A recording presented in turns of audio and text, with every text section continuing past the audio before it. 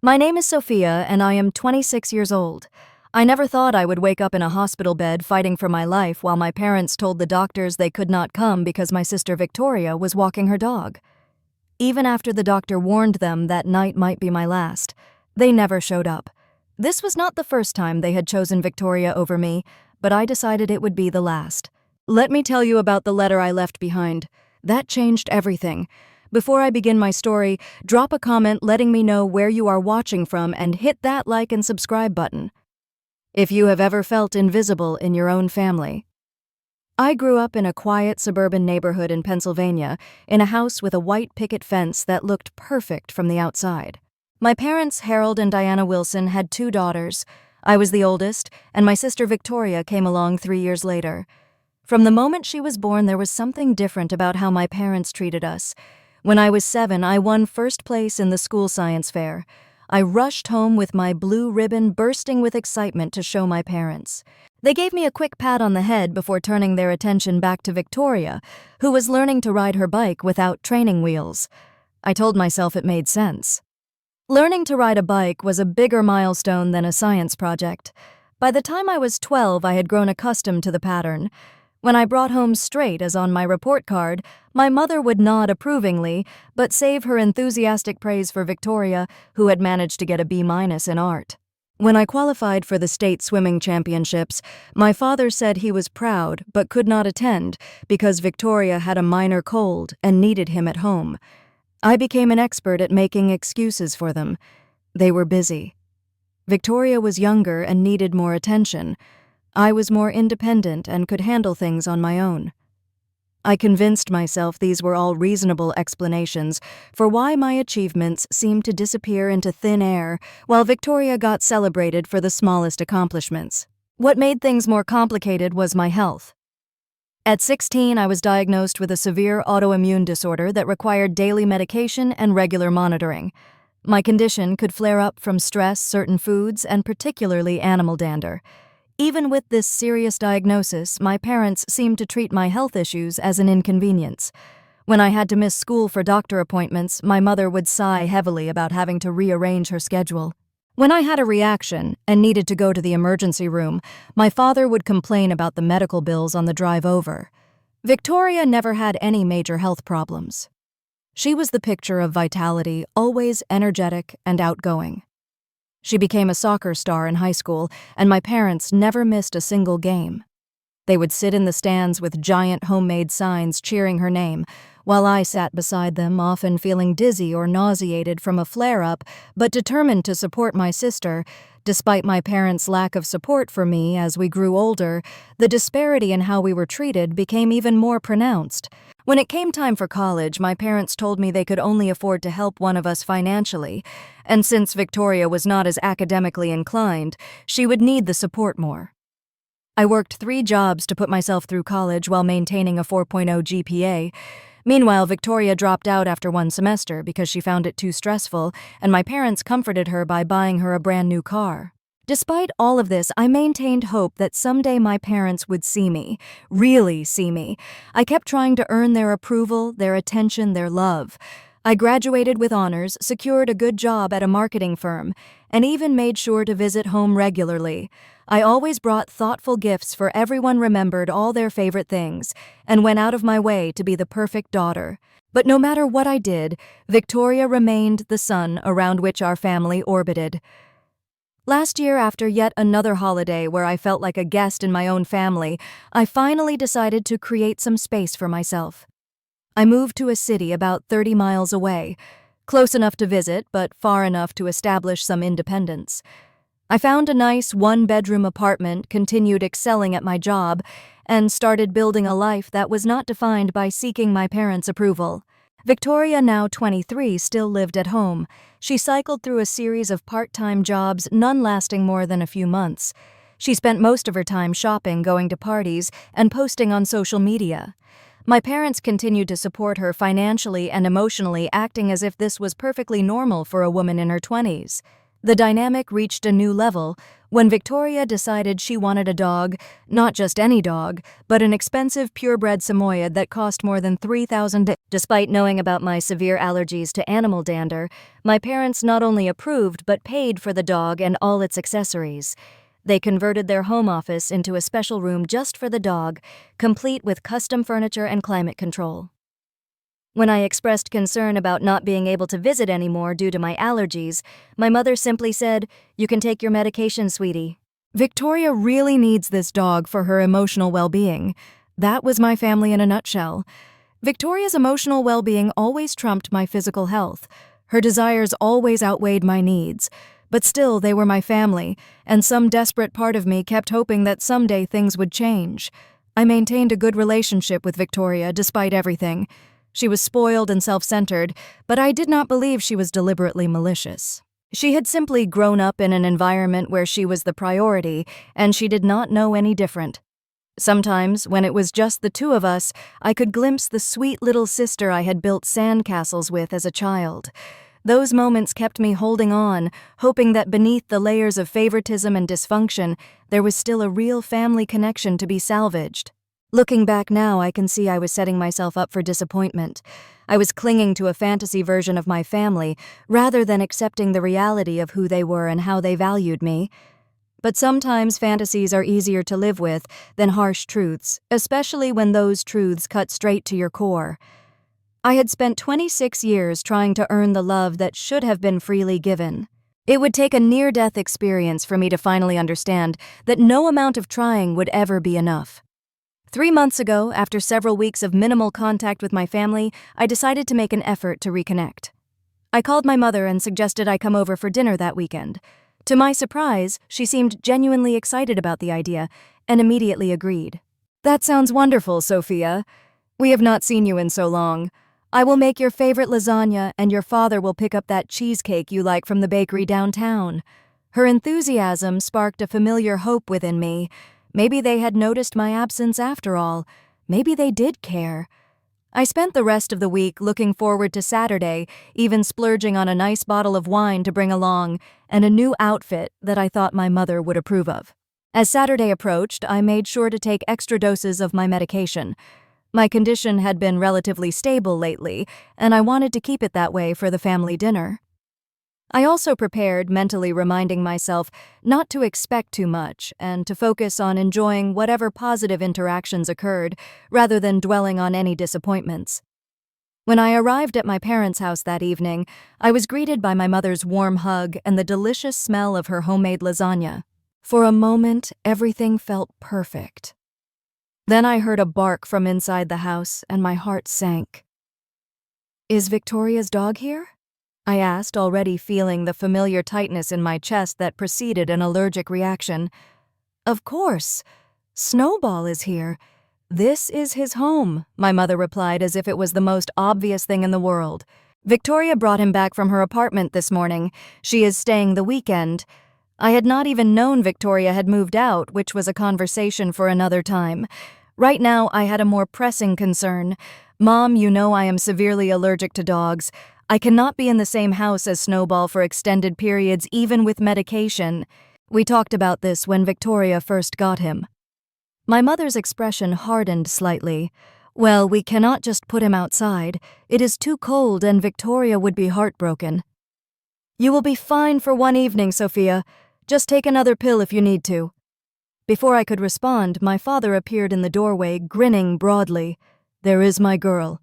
Come on in. Dinner is almost ready." I hesitated, then stepped inside. What choice did I have? I had driven 30 miles for this dinner, bought wine and a new outfit, and built up expectations for a nice family evening. Walking away now would only cement my role as the difficult daughter who could not even make it through one family dinner without causing problems. Inside, Victoria was curled up on the couch, with Snowball, a large white fluffy dog, who immediately started barking excitedly when he saw me. Victoria looked up from her phone long enough to give me a quick wave.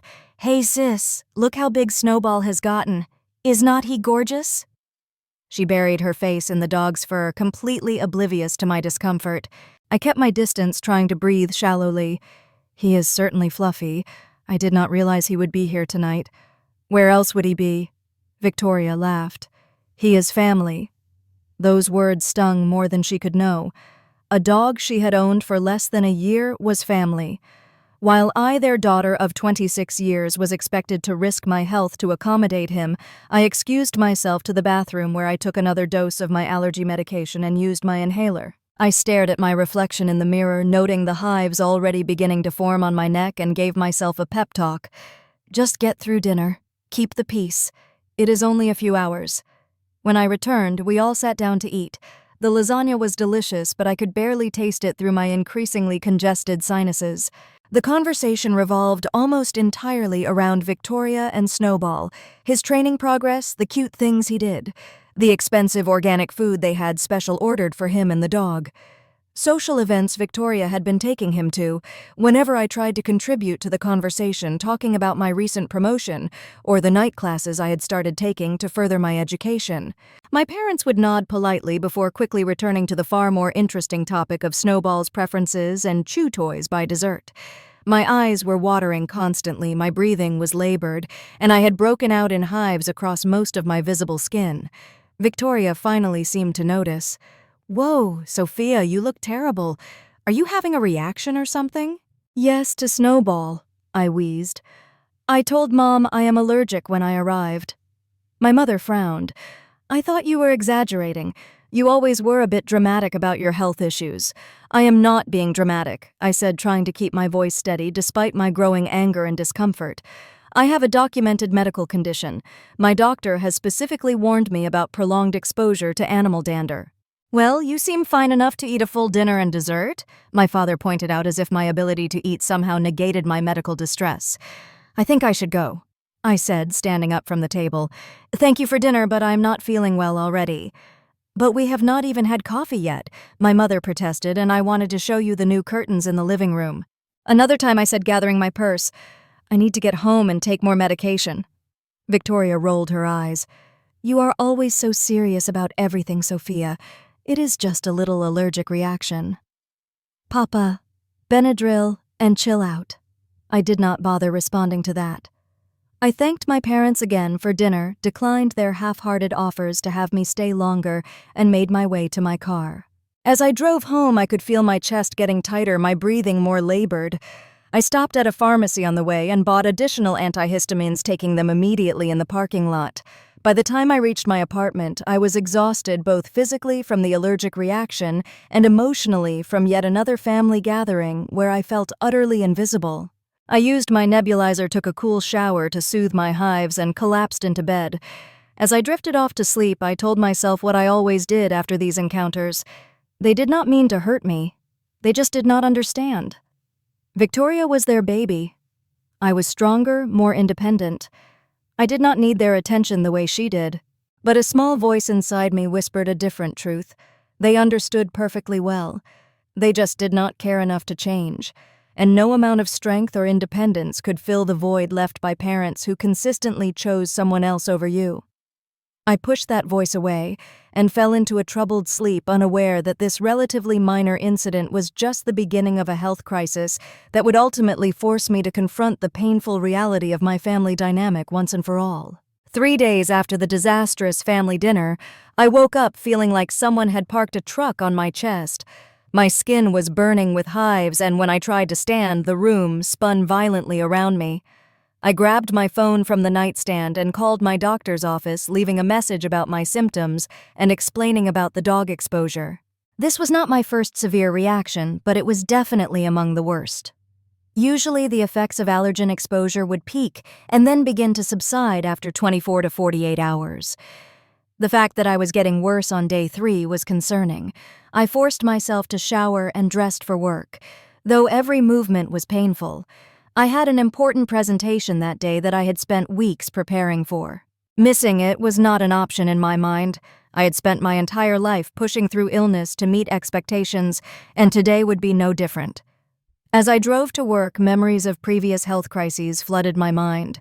When I was 17 and had my first major autoimmune flare, I had been hospitalized for 3 days.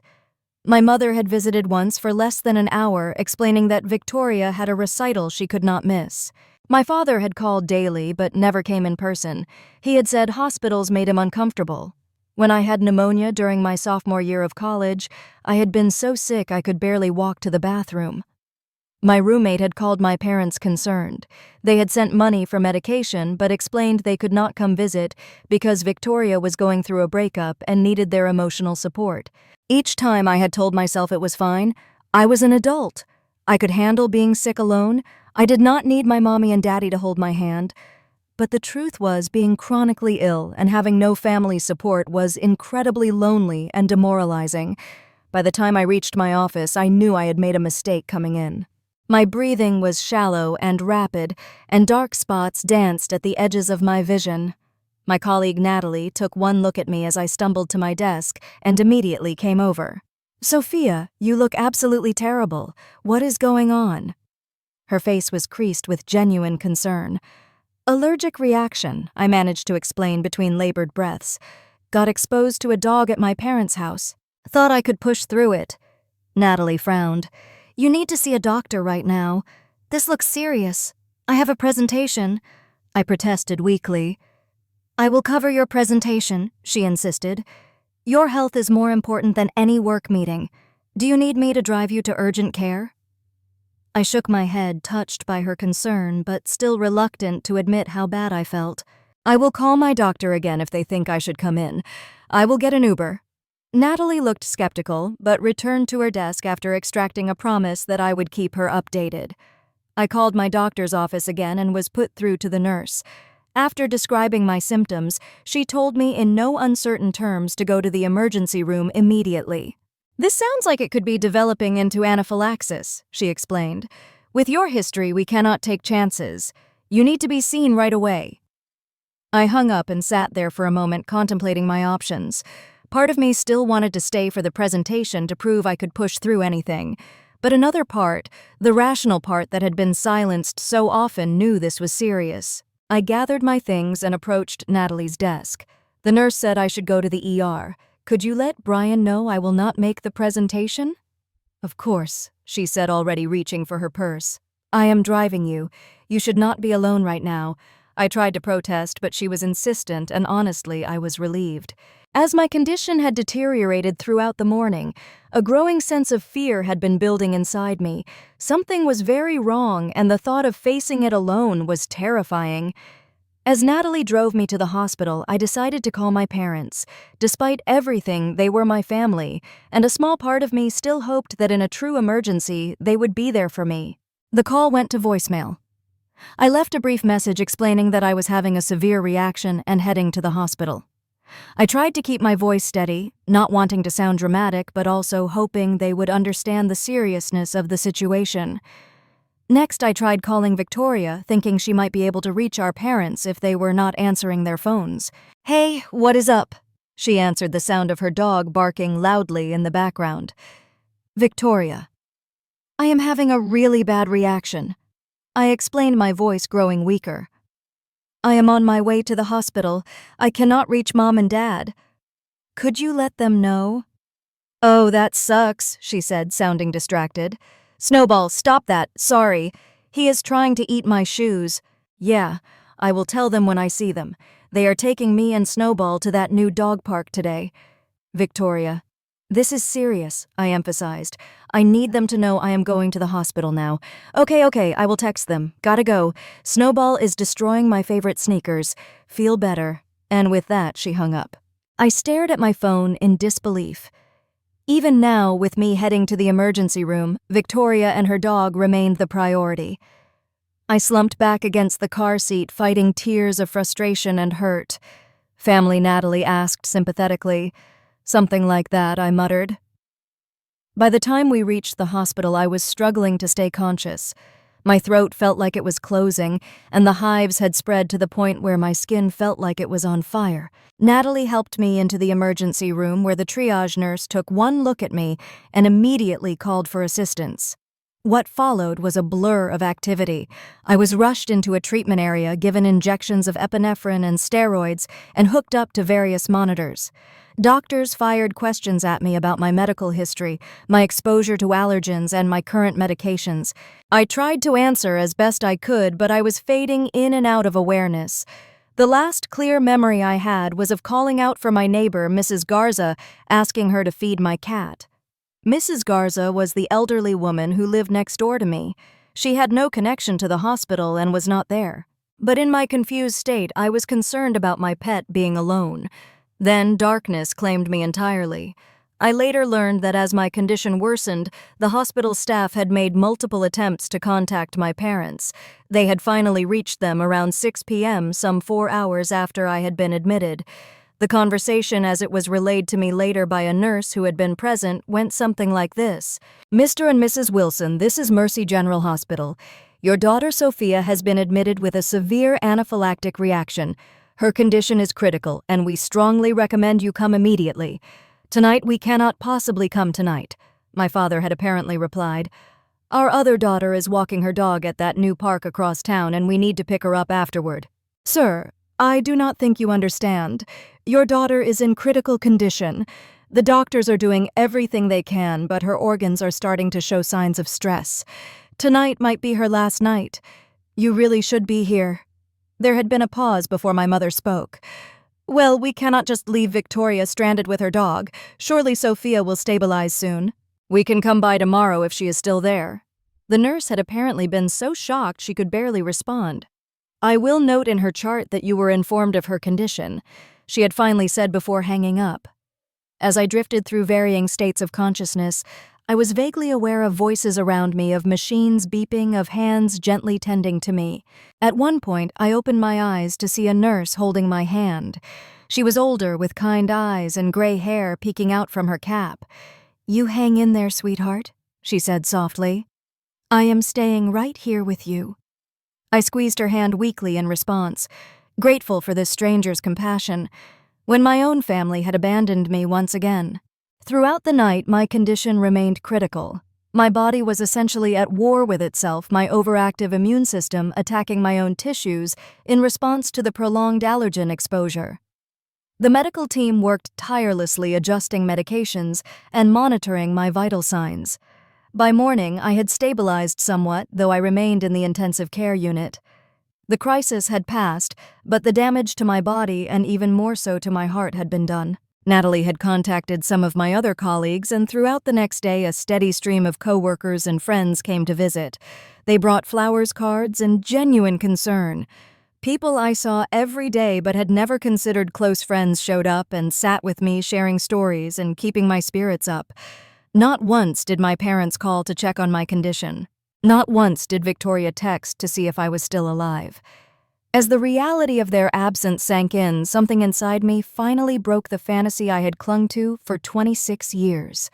The hope that deep down my family truly loved me finally shattered completely. In its place grew a strange sense of clarity. For the first time, I saw my family exactly as they were, not as I wished them to be. And with that clarity came the beginning of a plan, the letter that would change everything. The first 72 hours in the hospital remain mostly a blur in my memory. I have flashes of consciousness, the cold rush of medication entering my veins through the IV, the constant beeping of monitors, the squeak of nurses' shoes on linoleum floors, and the persistent feeling that I was drowning despite the oxygen mask covering my face.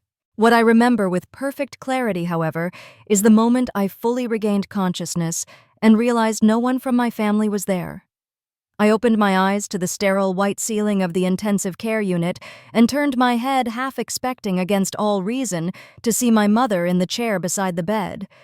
Instead, there was a young nurse checking my vitals. "Welcome back," she said with a warm smile when she noticed I was awake. "You gave us quite a scare." "My parents?" I asked, my voice a painful rasp.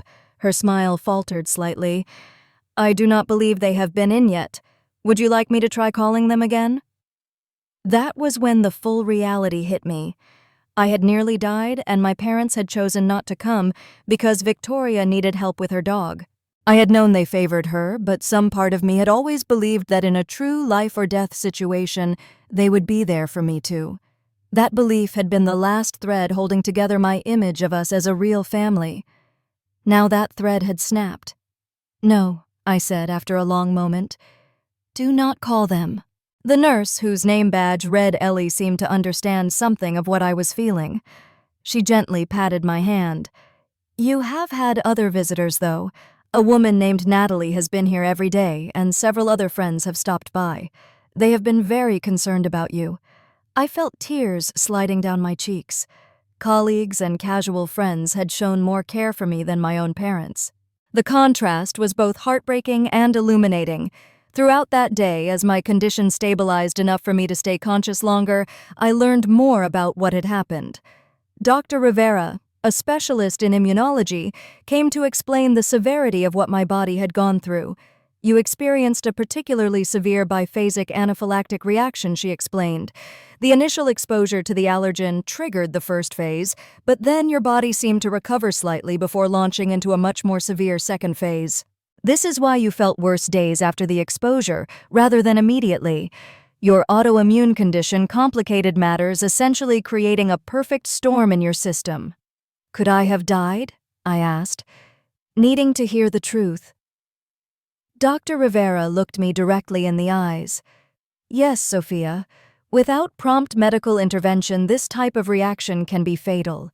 The fact that your symptoms progressed over days rather than hours actually made it more dangerous, as many people would not seek help until critical organ systems were already compromised." She went on to explain that I would need to stay in the hospital for at least another week while they monitored my recovery and adjusted my medication regimen.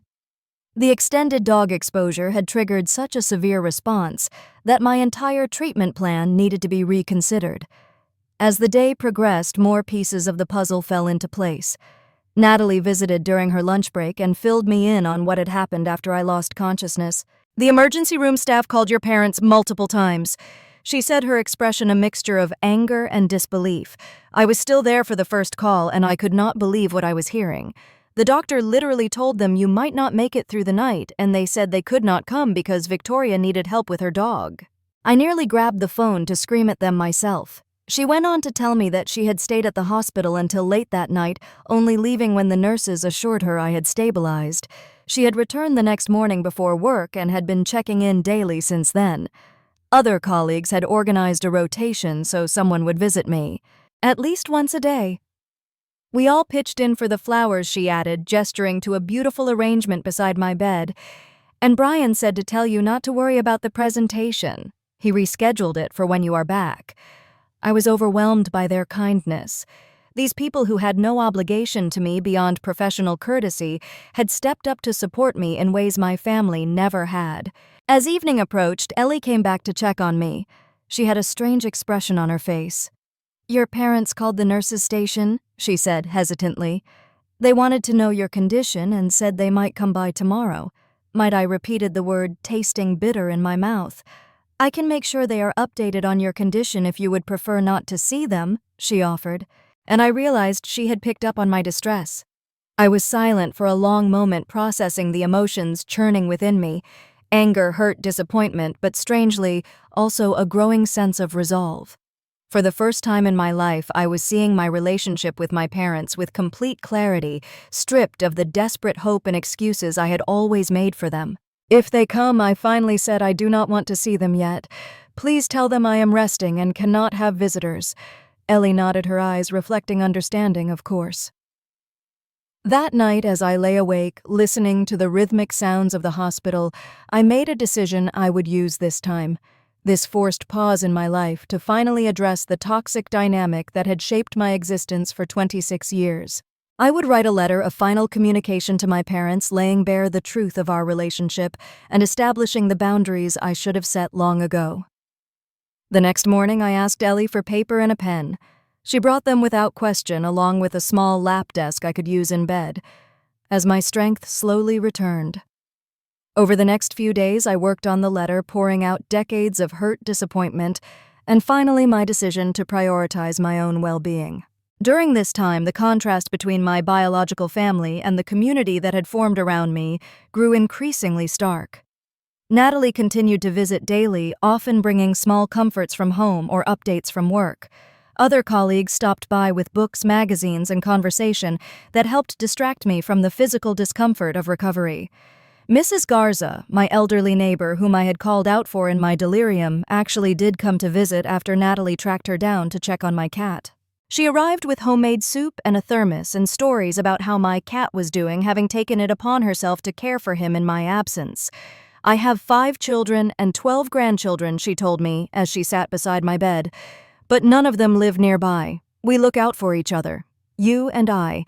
That is what neighbors should do." Even Dr. Rivera went beyond professional requirements, spending extra time explaining my condition and treatment options, answering all my questions with patience and respect.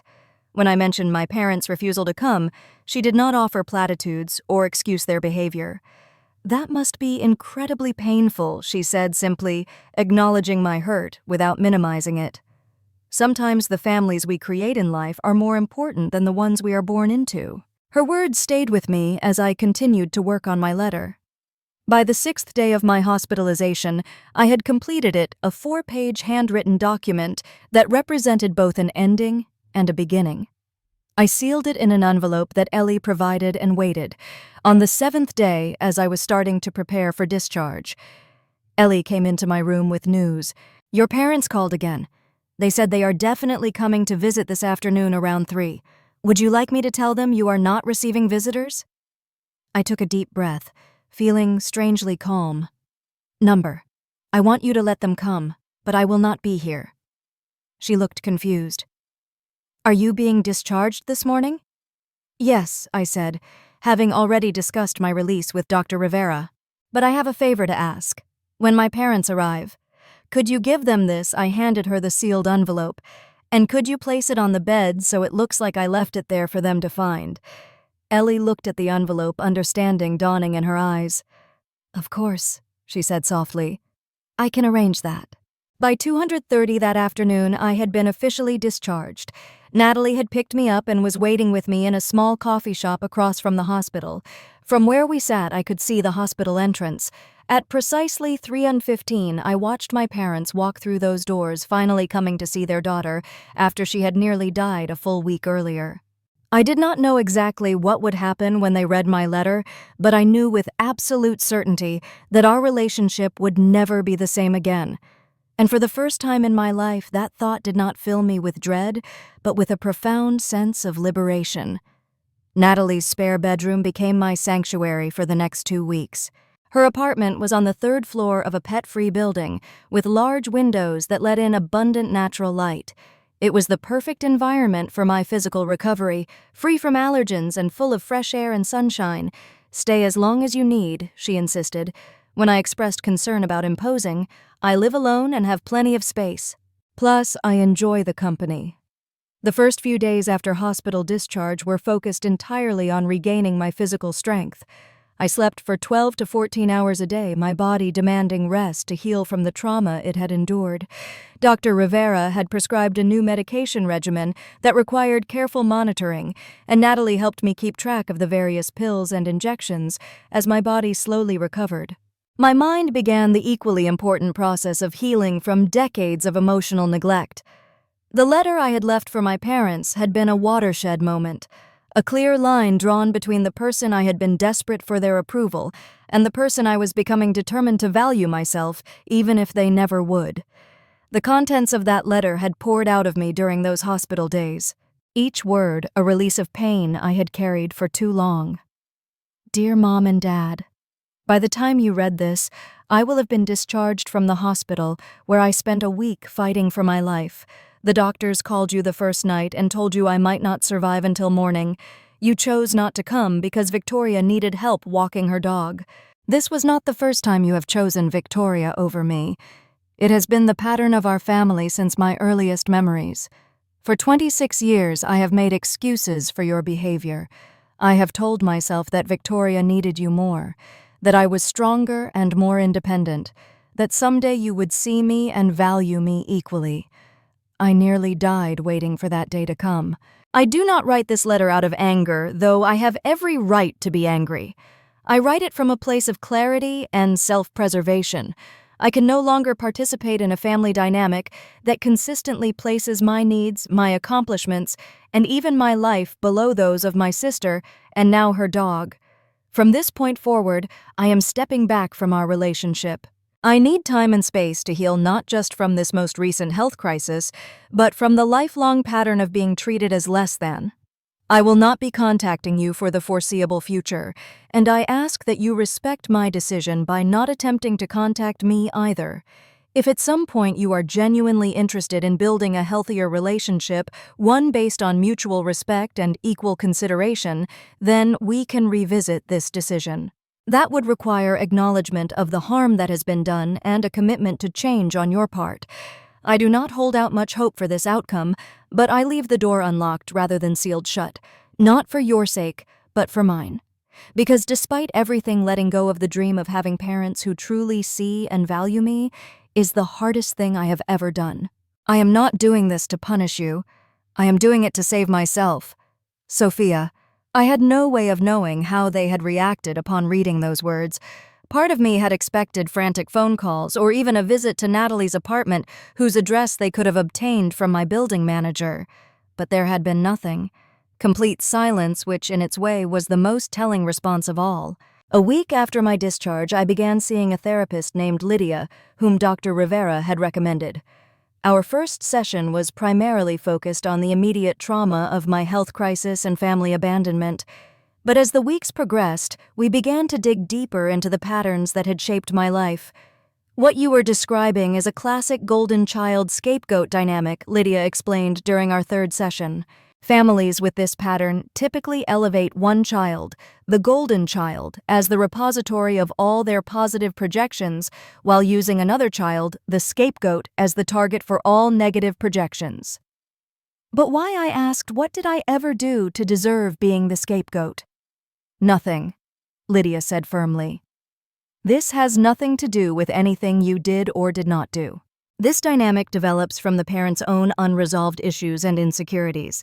The golden child makes them feel good about themselves as parents because that child's dependency validates their importance. The more independent child often becomes the scapegoat precisely because their self-sufficiency threatens the parent's sense of being needed. Her explanation struck a deep chord. My entire life I had believed that if I could just achieve enough, be perfect enough, somehow earn their love, things would change. But the truth was that my very strengths were what had made me the target of their neglect.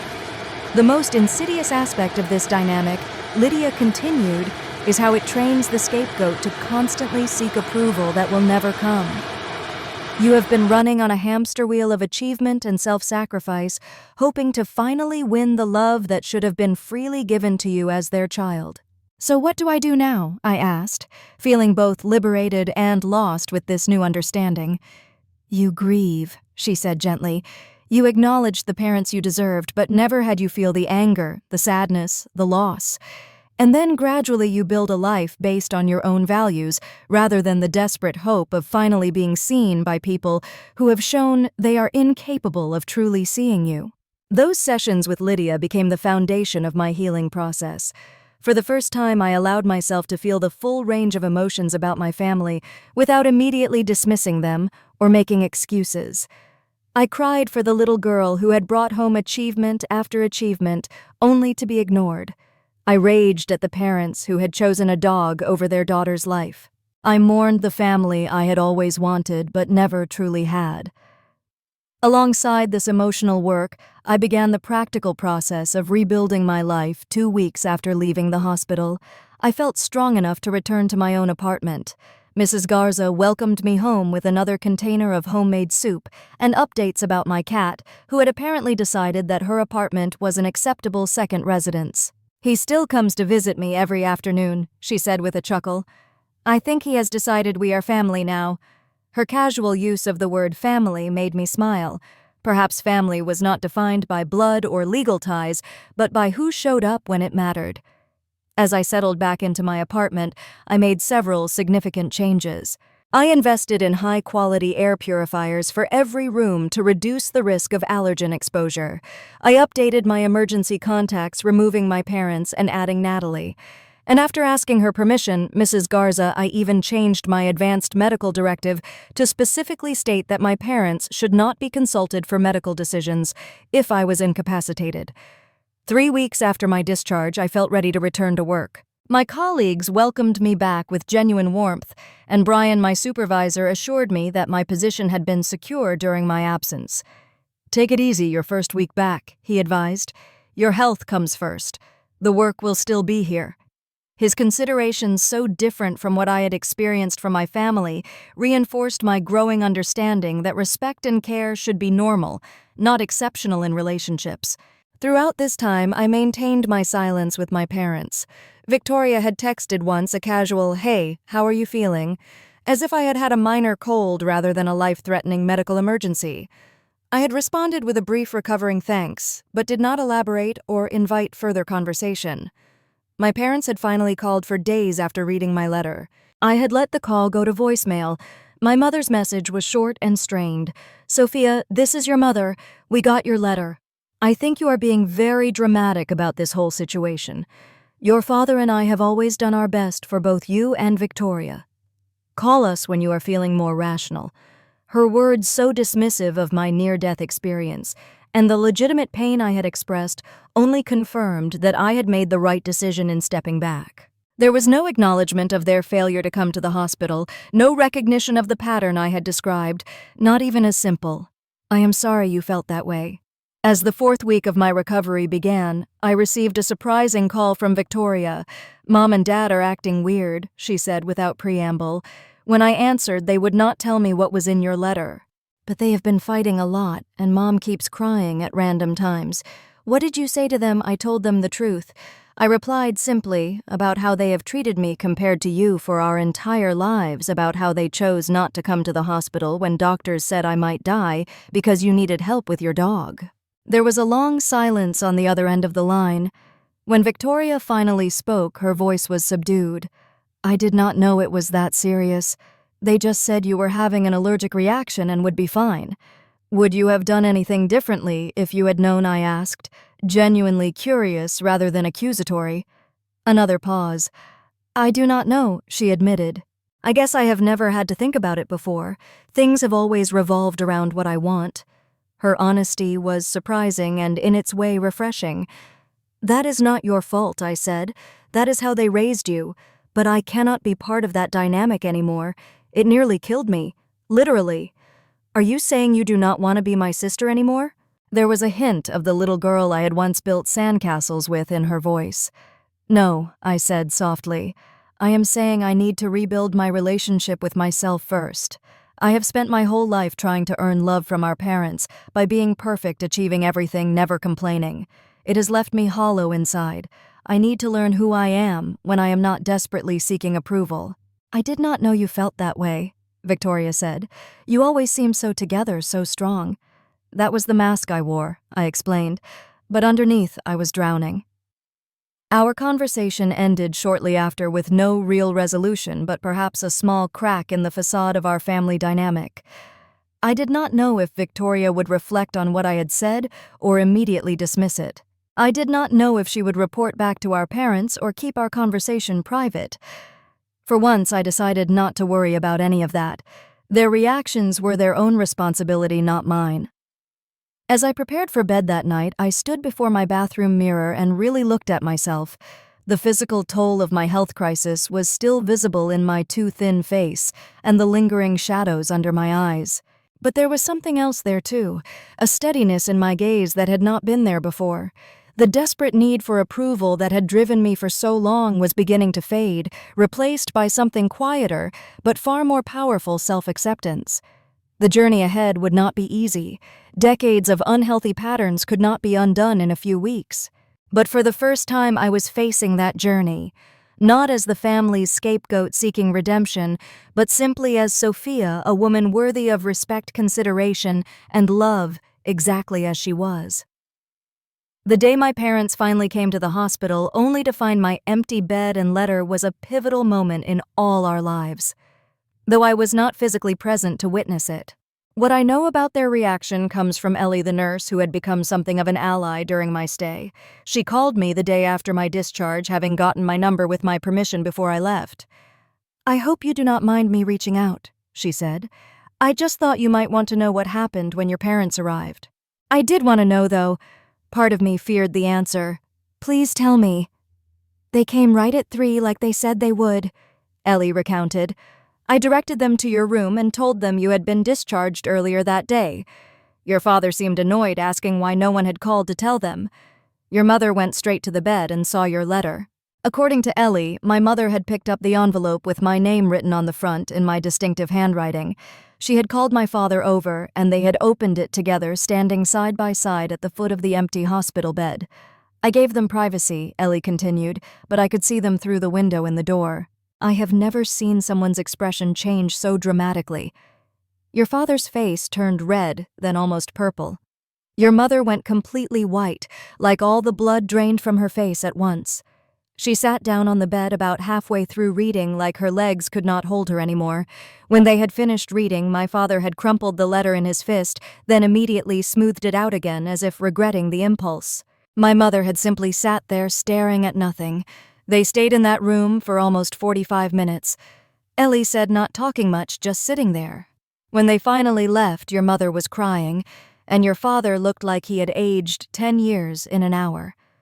I listened to this account with a strange detachment, as if hearing about strangers rather than my own parents. Their reaction suggested my words had hit home in a way I had not expected.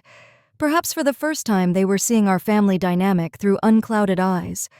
Thank you for telling me, I said to Ellie, and thank you for everything you did for me during my stay. You are welcome, she replied warmly. Take care of yourself, Sophia. You deserve it. Those words, "you deserve it," echoed in my mind long after we hung up. Did I deserve care and consideration? The rational part of me knew the answer was yes. But decades of being treated as less than had left deep grooves of doubt in my psyche. In the days following my conversation with Ellie, I braced myself for an onslaught of calls, texts, or even a visit from my parents. I had arranged to stay with Natalie temporarily, both to recover and to give myself space from potential confrontation. But the expected barrage never came. Instead, there was only silence, broken by the single text from Victoria that I mentioned earlier. The silence continued until 6 days after reading my letter. My parents finally called. I let the call go to voicemail, not yet ready to engage directly my mother's message, dismissing my experience as dramatic and suggesting I was being irrational, or confirmed that they were not yet capable of the honest reflection our relationship would require to heal. 2 days after that call, I received a lengthy email from my father. Unlike my mother's dismissive voicemail, his message showed at least some attempt at introspection. Sophia, your letter has forced your mother and me to confront some uncomfortable truths about our family. While I do not agree with everything you wrote, I cannot deny that we have not always been as attentive to your needs as we should have been. The night the hospital called, we genuinely did not understand the severity of the situation. We have become so accustomed to you handling everything on your own that we assumed this would be no different. That was our mistake, and I am sorry for it. However, I believe you are being unfair in your characterization of our entire relationship. We have always been proud of your achievements and independence. Perhaps we did not show it in the ways you needed, but that does not mean the feeling was not there. I hope you will reconsider your decision to cut us off. Victoria misses you, and despite what you may believe, so do we. Dad. His words reflected the beginning of awareness, but stopped far short of true understanding. The line about being proud of my achievements without acknowledging that they had never bothered to attend my graduation's presentations or other milestone events spoke volumes. His assertion that they did not understand the severity of a situation where doctors explicitly said I might not survive the night revealed how deeply ingrained their dismissal of my needs truly was. I did not respond to the email. Instead, I forwarded it to Lydia, my therapist, and we discussed it in our next session. This is actually quite typical, she observed. There is acknowledgement of the specific incident that triggered the confrontation, but resistance to seeing the larger pattern. Note how he says you are being unfair in your characterization, essentially telling you that your lived experience is incorrect. Should I respond? I asked. That depends entirely on what you want from this interaction, she replied. If you are hoping for full acknowledgement and change, this email suggests they are not there yet. If you want to maintain some connection while establishing boundaries, a brief, neutral response might be appropriate. If you truly need complete space right now, silence is a valid option. After careful consideration, I decided to send a brief reply. Dad, thank you for acknowledging that you should have come to the hospital. That means something to me. However, this is not about one incident. It is about a lifelong pattern that nearly cost me my life. I need time and space to heal both physically and emotionally. I hope you can respect that. Sophia.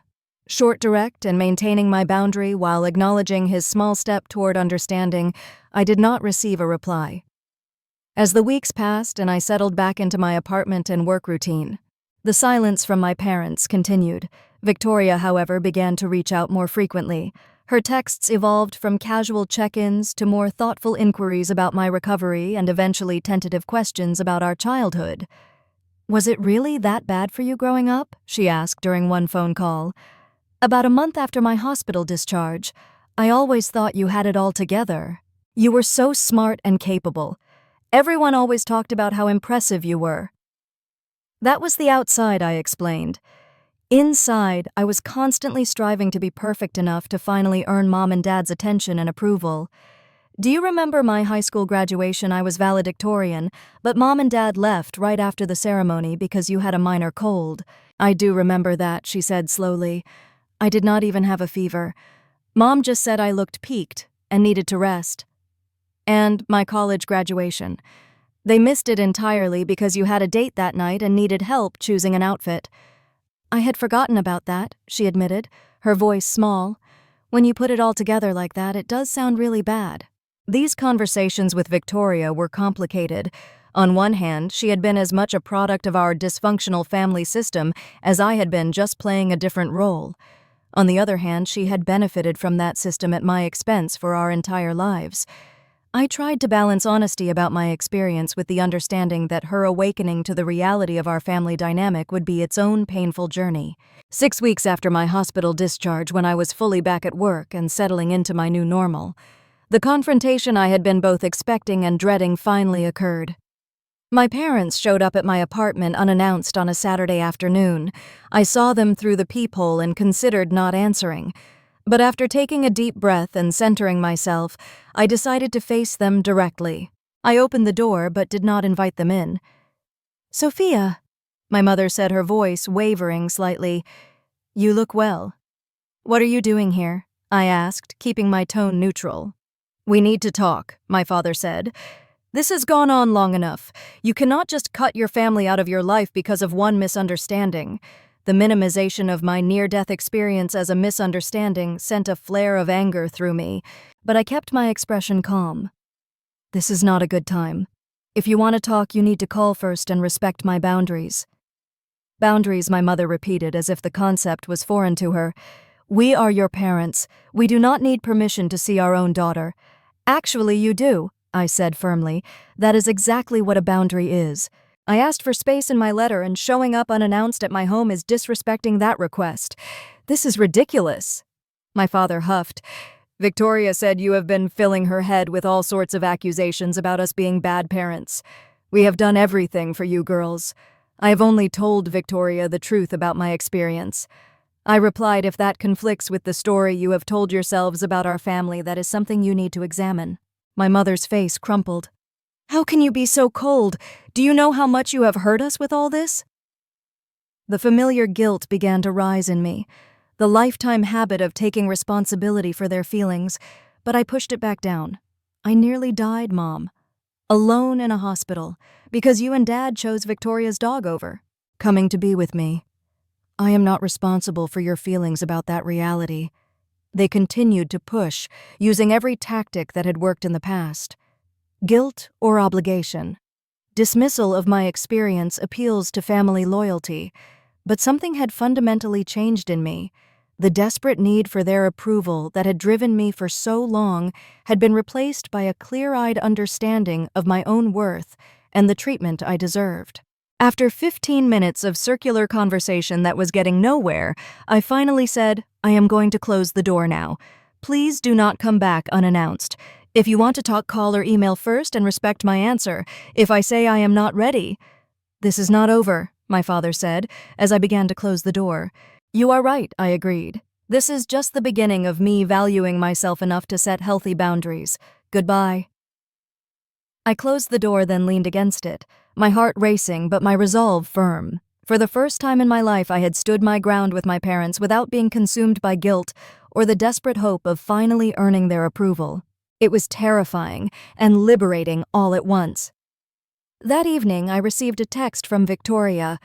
"Mom and Dad came home really upset. Dad keeps saying you have changed. Mom is crying in their bedroom." "What happened?"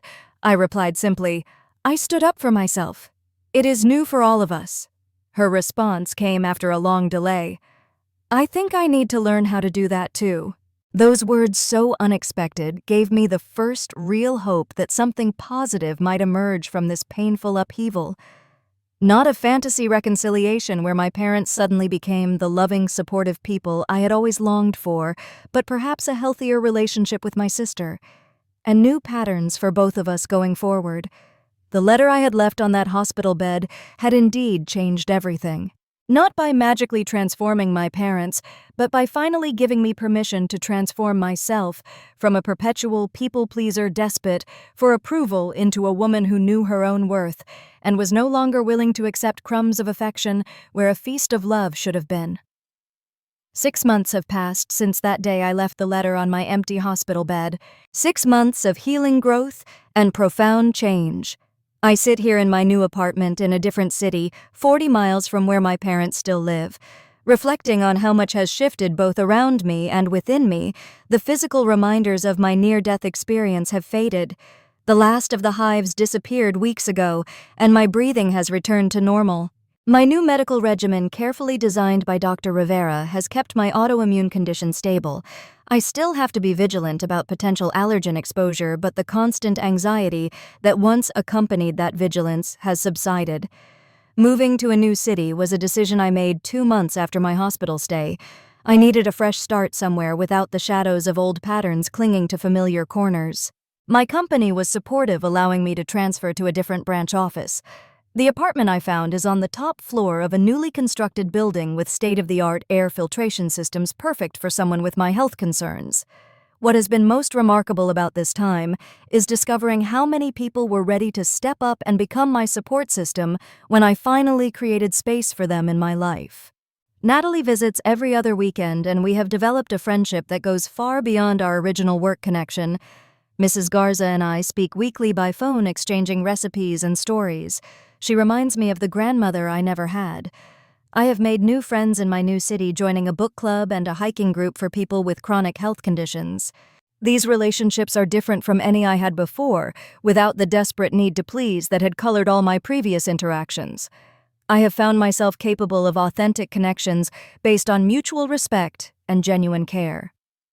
My relationship with my family has evolved in ways both expected and surprising. My parents and I maintain minimal contact. They call once a month, and I answer when I feel emotionally equipped to handle the conversation. These calls are brief and somewhat superficial, but they no longer leave me feeling drained and inadequate. I have accepted that they may never be capable of the deep, nurturing relationship I once craved, and strangely, that acceptance has freed me from the constant disappointment of unmet expectations. Victoria, however, has undergone a transformation I never anticipated. 2 months after my hospital stay, she moved out of our parents' house and into her own apartment. She even rehomed Snowball with a family friend who had a large yard and children who adored him. I realized I never actually wanted a dog, she confessed during one of our increasingly frequent calls.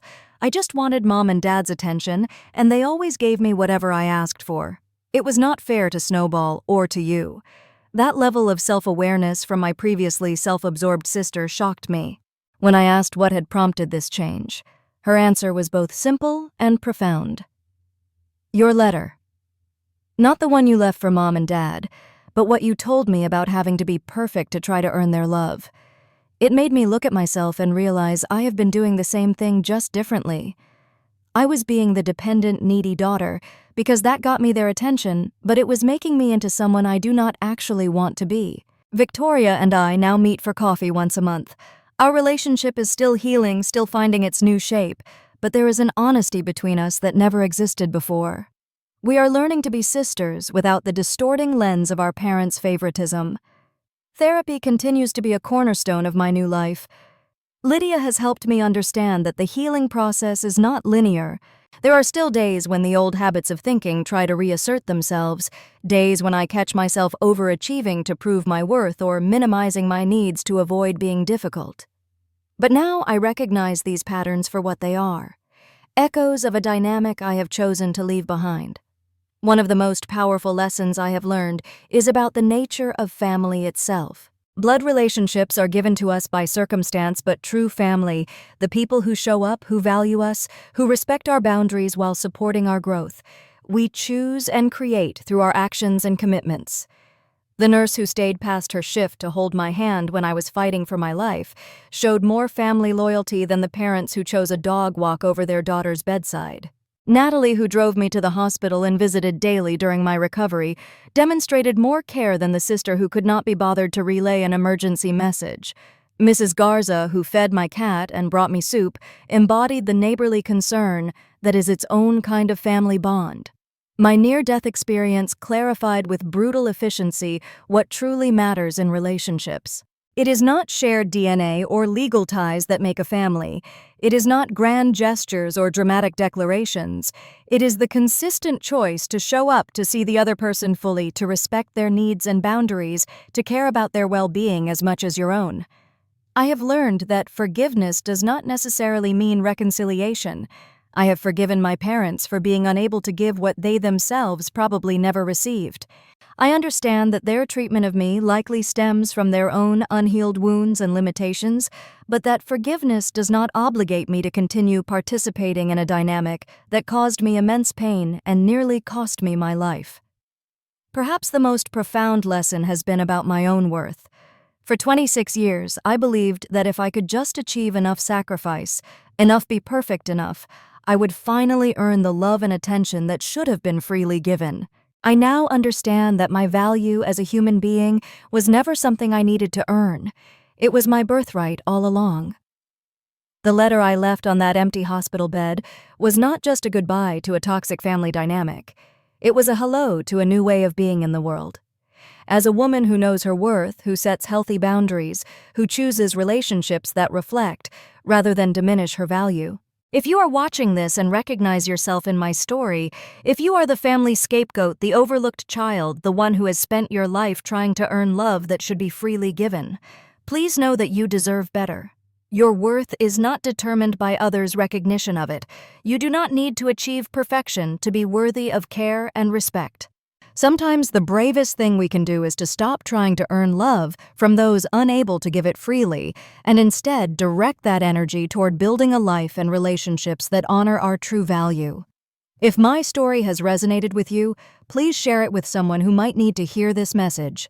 Hit the like button if you have found yourself nodding along, and subscribe for more stories of healing and transformation. I would love to hear your thoughts in the comments about how you have learned to value yourself in challenging family dynamics. Thank you for witnessing my journey. May you find the courage to honor your own worth, whatever that looks like for you. Remember, the family that truly matters may not be the one you were born into, but the one you create through love, respect, and mutual care.